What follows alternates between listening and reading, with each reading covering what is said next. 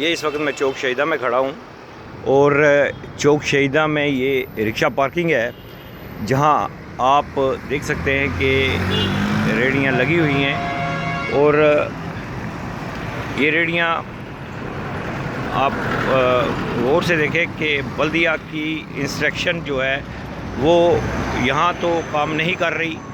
बल्दिया के अफिसरान यहाँ तो काम नहीं कर रहे, लेकिन यहाँ उन्हें ये नज़र भी नहीं आ रही कि सुप्रीम हाई कोर्ट की बिल्डिंग के बाहर ये रेहड़ियाँ हैं और एसपी ऑफिस के बाहर रेहड़ियाँ हैं। यहाँ कोई सिक्योरिटी थ्रेट नहीं है, कोई सिक्योरिटी मेजरमेंट नहीं है, कोई सिक्योरिटी इनकी नहीं है। और इस सिक्योरिटी के नाम पे जो गरीबों की रेहड़ियाँ उठाई गई थी उन पे आप देख रहे हैं कि उन पे तो रिस्ट्रिक्शन है, उन पे तो पाबंदियाँ हैं, लेकिन इन लोगों के लिए पाबंदियाँ क्यों नहीं हैं? आप इससे अंदाज़ा लगा सकते हैं कि ये एक मखसूस एजेंडे पे काम किया जा रहा है।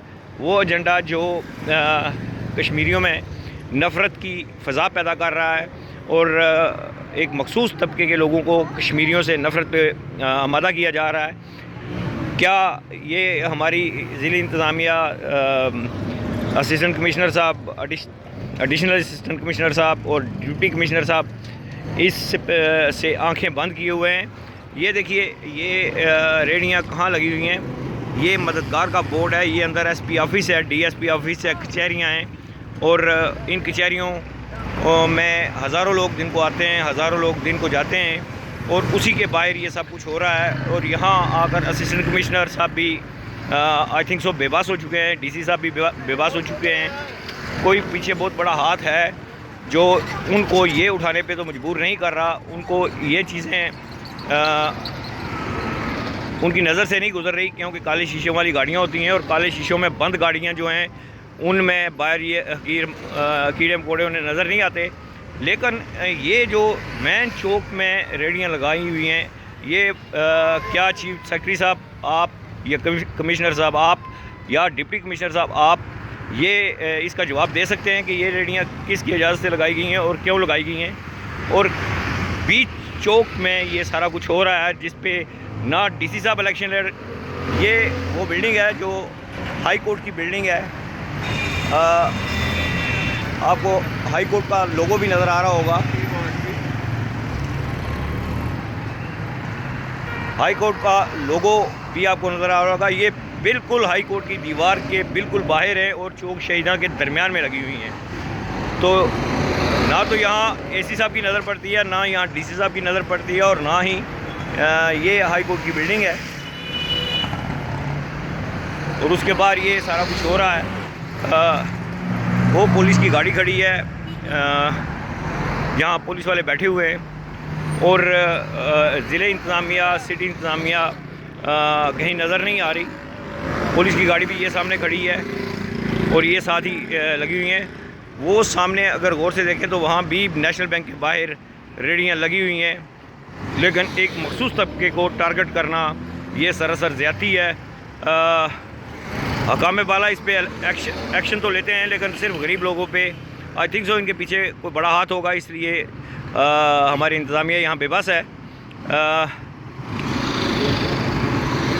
अब लम्हा फ़िक्रिया ये है कि इस केस को चीफ सेक्रेटरी साहब के पास भी मैं लेके गया, इस केस को वज़ीर अमूर कश्मीर साहब ने भी सुना, इस केस को वज़ीर दाखिला साहब ने भी देखा। लेकिन क्या बात है कि आज तक सिर्फ वही लोग जो ये कहते हैं कि हमें कानूनी तौर पर यहाँ इजाज़त दी जाए और कानूनी तौर पे यहाँ उनको इजाज़त नहीं है। समझ से बाहर है कि ये कौन सा कानून है जो गरीब के लिए अलग है और अमीर के लिए अलग है। ये आप देख सकते हैं कि बिल्कुल नेशनल बैंक के बाहर ये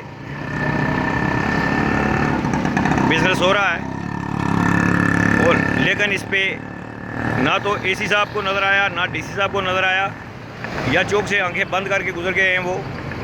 तो सिर्फ मेरा ये वीडियो बनाने का मकसद ये नहीं है कि इनको यहाँ से हटाया जाए, बल्कि मेरा मकसद ये है कि इनको यहाँ चौक में अलाउड भी किया जाए, इनको नंबर प्लेटें लगाई जाएँ, इनको जगह मुतय्यन की जाए, इनकी मख्तिस की जाए। सिर्फ एक मखसूस तबके के लिए ये कहना कि यहाँ आप रेहड़ियाँ नहीं लगा सकते, सो इट्स मीन के एक मखसूस एजेंडा है नफ़रत फैलाने का, जिसकी मीरपुर में कभी इजाज़त नहीं दी जा सकती, क्योंकि ये एक पुरअमन शहर है और शहर के अमन को ख़राब करने की इजाज़त कभी भी हम नहीं देंगे, चाहे वो चीफ सेक्रेटरी साहब हों या चाहे वो कमिश्नर साहब हों या डीसी साहब हों या असिस्टेंट कमिश्नर साहब हों।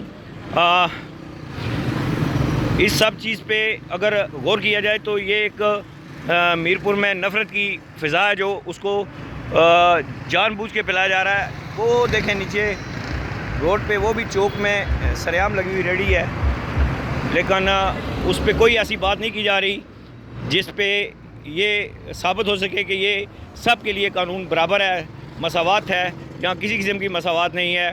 अमीर गरीब की तफरीक इतनी फैला दी गई है कि अब इस मुल्क का खुदा ही हाफिज़।